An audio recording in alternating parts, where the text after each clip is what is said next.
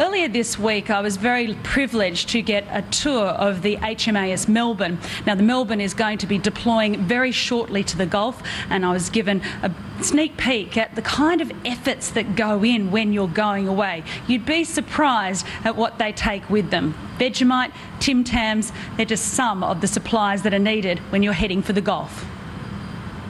HMAS Melbourne's about to deploy to the Middle East area of operations, so the Gulf. This is a process to get to the point where we can actually leave the wharf. It started in about July last year, where we went up through a work-up and training process that ensured all of our sailors on board and all our systems were ship-shape, so to speak, and were ready to face whatever challenge was asked of us while we're away. Now, you've done this before, so tell me about the process and just how much you're responsible for. I had the privilege, I think I could say, to go to the Gulf previously in HMAS Melbourne, and from my perspective as the supply officer, I look after everything that's related to logistics.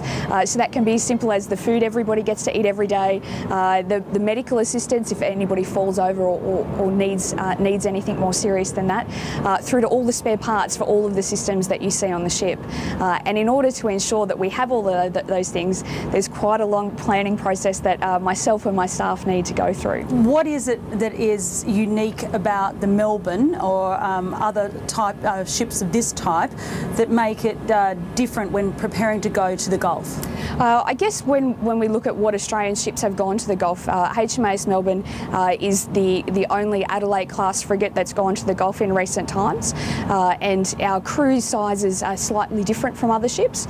So on this trip we'll have about 236 people on board. That will mean that every bed on board is full for almost the whole trip, and from that perspective we've had to make sure that we have the right people with the right skill sets to work everything on board, to fix anything that goes down, and to feed everybody as well.